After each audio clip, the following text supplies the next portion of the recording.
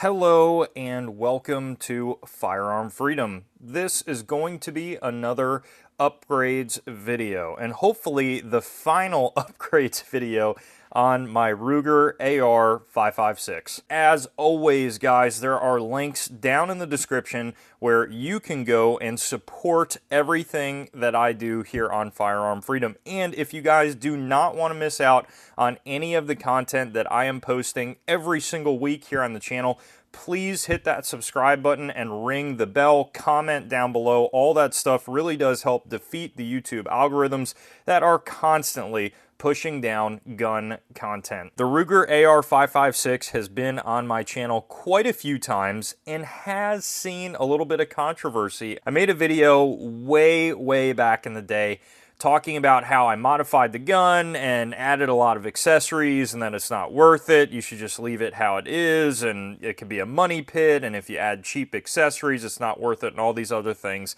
And quite frankly, that was at a time that I was very young in the YouTube game and I was very new on the channel, and honestly there's a lot of things in that video I disagreed with, now especially. And looking back, I've made a bajillion comments on there answering back to people, and a lot of the time people just don't understand that videos are old and ideas change and thoughts change, but still there'll be a troll down in the comments like I just made the video yesterday.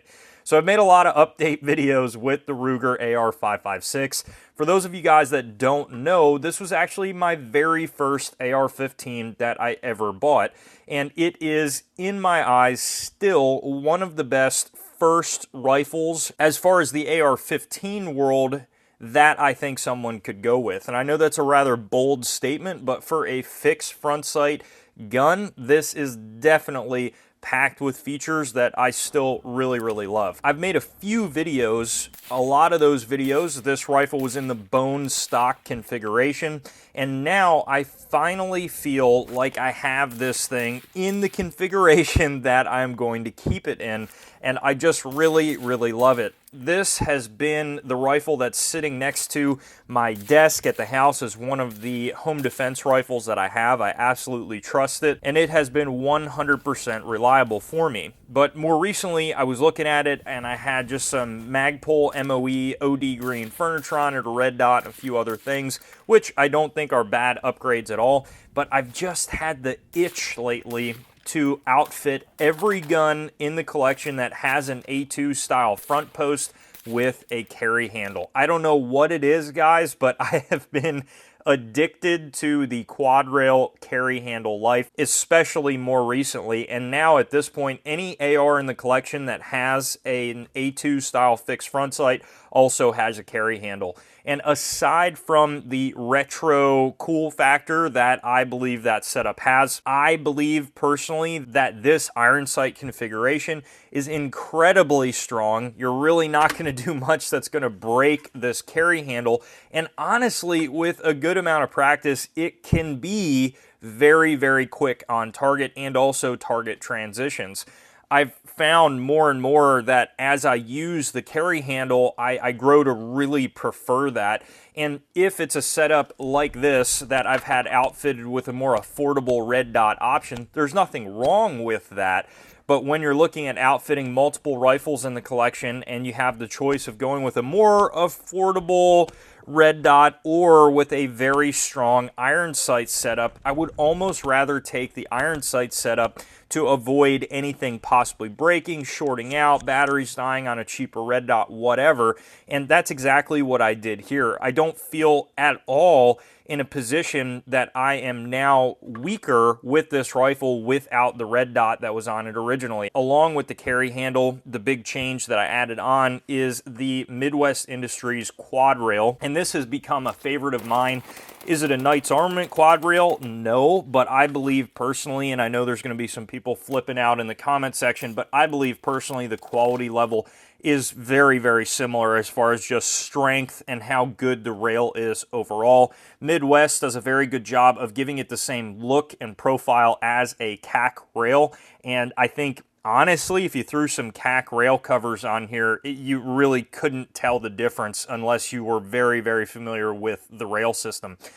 this is also a fraction of the cost that the Knights Armament rail is. Now, I will say I have 3 of these Midwest Industries rails at this point, and you really can't tell because of the accessories that I have on here right now, but this was the only rail that actually had not the best anodizing on it. And all the other ones, they are very, very clean and crisp. About the only part that you guys might be able to see is right on the back piece of that rail there. You can see it's just a little bit like chewed up on the anodizing, and this is a brand new rail.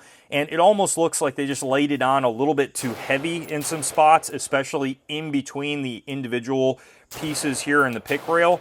It just, you can really see that it was a little bit more sloppy QC, and that's the very first time I've ever seen that out of a Midwest Industries drop-in quad rail. And honestly, I really don't care about the look of this quad rail as much as I care about the function. So it still works just fine, still holds very rigid. I have no issues there, and I really don't care that the anodizing is a little bit messed up. Of course, the Ruger AR556 has this really nice twist off delta ring here. So if you just twist the delta ring off to the side, it's actually threaded, and it will unthread, allowing you to take the handguard off and install a new one with ease. And that's a feature that I've come to love on the Ruger. And underneath that handguard is actually still sporting, and a lot of people don't know this, but a cold hammer forged barrel, which for the price point that the Ruger comes in at, that's pretty freaking awesome. Now, it is a heavy profile barrel. The one thing that I would love to see Ruger do in the future with these guns is actually make this a government profile. I personally feel that with a 16-inch barrel, a government profile makes it look just a little bit more natural if you're going to stick with the A2 front post. Having it be this heavy barrel is just fine, but it does really show off the added length of that barrel. And at the end of the day, it makes it look a little bit more funky when you're sticking with this long of a barrel. But with a government profile, it's going to look awesome. Now, at the end of the day, looks aside, that cold hammer forged heavy barrel is going to be incredibly strong and incredibly resistant to heating up and having any issues there. I have attached also a 3-chambered Silencer Co. ASR muzzle brake. These muzzle brakes do a great job at recoil, but the biggest reason why I put this piece on was to run my Silencer Co. Omega suppressor, and this was actually the first time that I ran the Ruger suppressed at the range, and without changing out anything on it, it ran just fine. Now, a lot of you guys will see in the videos that compared to running suppressed versus unsuppressed, I'm sure I'll throw in a couple of older videos of the Ruger while you're watching this as well. It is definitely more overgassed. The brass is coming out about the 2:30, 3 o'clock position, and a lot of people get super butthurt and focused on where the brass is ejecting and how overgassed a rifle is. And there's a lot of rifles to be concerned if they're overgassed, without a doubt.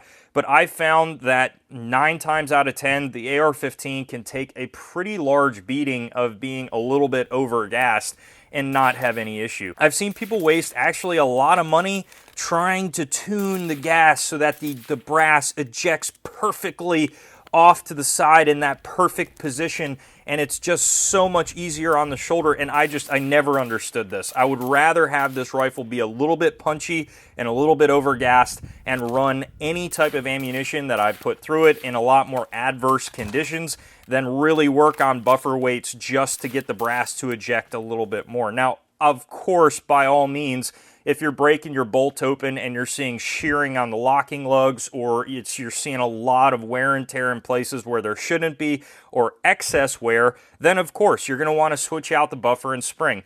My only point is don't judge it all by where the brass is ejecting.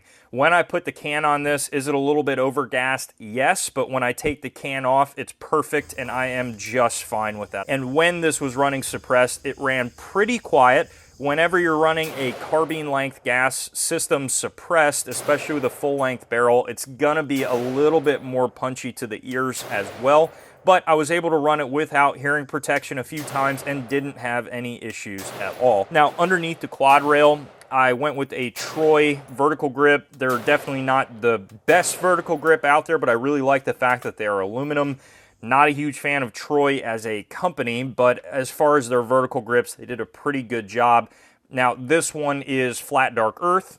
I went with a flat dark earth Magpul windowed magazine just to kind of complete the set as it's laying around and for footage and whatnot. And of course, a Magpul FDE polymer trigger guard. These trigger guards are great for the money. They do everything you need it to do. And in the back, I wanted to go with something a little bit different. So I actually tried out the B5 Systems Coyote Brown pistol grip and B5 Systems Coyote Brown SOP mod stock. To me, it's not that big of a difference in person, and it actually kind of just goes with the rifle. I really don't mind it at all, and these tend to be one of my favorite stock options that are out there. I tend to prefer the angle and also the recoil pad on the BCM stocks. These tend to just be a little bit sticky towards the top of the recoil pad, and it can kind of like grab gear. But other than that, this is an incredible stock. I absolutely love it. On this setup, I still am running a BCM older style extended charging handle. Those are phenomenal and still one of my favorites. You're going to notice on the Ruger, you have a lot of mil-spec components like this forward assist here. It's going to have a pin through it. It is mil-spec. They use mil-spec anodizing, and they also use a nitrided bolt carrier group, which is pretty freaking cool. And those just add to the features on this rifle that, in my opinion, put it far above anything like a 15 Sport 2 from Smith & Wesson and a lot of other rifles on the market that are in this price point. This tends to come in cheaper and offer more, and that is something that I think Ruger just knocked out of the park. As far as triggers, I am running an upgraded 3.5 pound single stage CMC drop-in trigger. This trigger is phenomenal. I actually forgot I threw this trigger in this rifle. I forgot about it entirely till I brought it out to do some filming with. And I noticed that I had that CMC in there, and at the range, this thing just rips it up. I have no issues getting fast strings of fire with this gun, and on top of that, you still have a lot of control. Even though this is a carbine length gas system, you got a little bit less room as far as length to hold on to. It still does an incredibly good job at controlling recoil with or without the can. And I've noticed that without the can, of course, the 3-chambered brake is going to do a really good job at minimizing any felt recoil at all. So this thing is just a blast to shoot. Now, I am running a Streamlight Pro Tac, and this is typically how I run every single Pro Tac on a quad rail in the collection.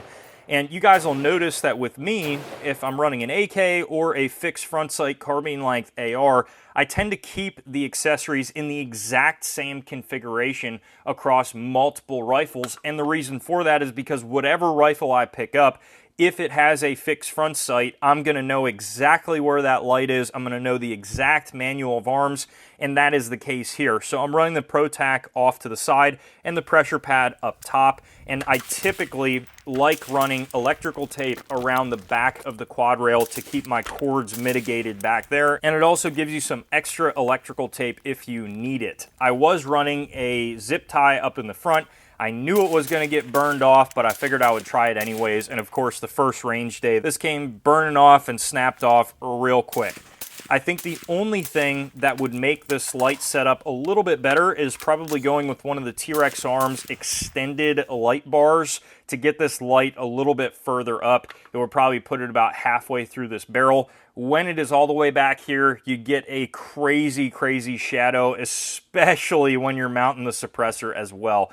You're pretty much cutting off almost 50% of your light throw. Now, when it comes to the sling, I am running a Faro Concepts Slingster, and this is the padded multicam version, and I really, really enjoy this sling. I have no problems with it at all. It has a little bit more of a unique quick adjust feature with this really stretchy kind of like rubber band section up here in the front, and you pull forward, and that allows you to adjust the sling forward or back, and then it has those teeth back there, and it's a really nice system. I do still prefer my Vickers Blue Force Gear slings. Those tend to be my absolute favorite no matter what. I absolutely love those slings, but this sling is getting the job done without issue. And overall, guys, I think that is going to wrap up this hopefully final upgrades video on the Ruger AR556. If you guys have any other questions about this rifle or anything else on the channel, please throw them down below in the comment section, and you guys know I absolutely will get back to you. While you're down there, head up to the description to check out all of those links, and stay tuned for more great videos to come soon.